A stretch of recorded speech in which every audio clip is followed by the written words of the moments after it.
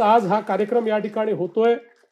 आशिषजींचे मी आभार मानेन आणि मुंबई भाजपचे देखील मी आभार मानेन, की या कर्तव्यपूर्तीकरता आपण माझा सन्मान केला.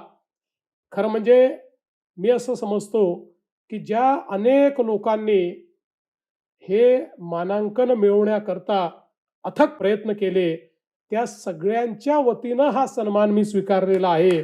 त्यामुळे ते सगळे लोकं या सन्मानाचे खरे अधिकारी आहेत.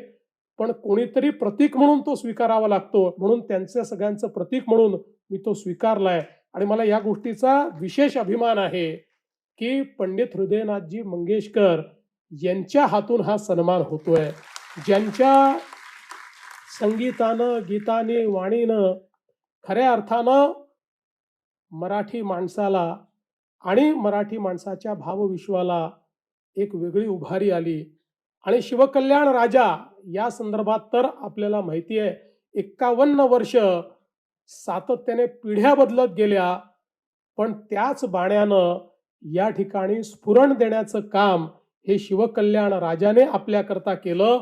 आणि आजही ही सगळी गीतं ऐकल्यानंतर आपले रोमांच उभे होतात आणि पुन्हा एकदा देव, देश आणि धर्माकरता लढण्याकरता आपण तयार होतो. आपल्या संस्कृतीला जपण्याची आपल्या मनामध्ये एक उभारी तयार होते. आणि म्हणून मी खरं म्हणजे पंडित हृदयनाथजींचं, उषाताईंचं या ठिकाणी अतिशय मनापासून आभार मानतो आणि त्यांच्या हातून हा सन्मान माझा होणं हा माझ्याकरता अत्यंत गौरवाचा क्षण आहे, हे या ठिकाणी नमूद करतो.